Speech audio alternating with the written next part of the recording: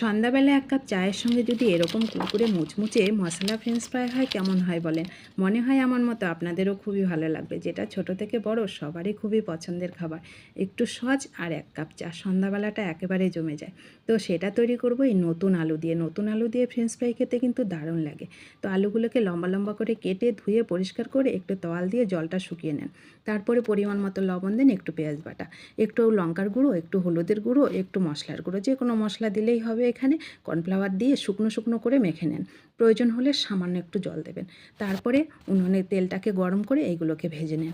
গ্যাসের ফ্লেমটাকে low to মিডিয়ামে করে ভাজবেন। কিছু টাইম পর উল্টে পাল্টে ভাজার পরে দেখবেন এগুলো নিজের থেকেই ভেসে উঠবে, তখনই বুঝতে পারবেন এগুলো হয়ে গেছে। একেবারে সুন্দর মুচমুচে ফ্রেঞ্চ ফ্রাই। উপর থেকে একটু চাট মশলা ছড়িয়ে দিন আর একটু ধনেপাতা ছড়িয়ে দিন, রেডি হয়ে গেল মজার ফ্রেঞ্চ ফ্রাই।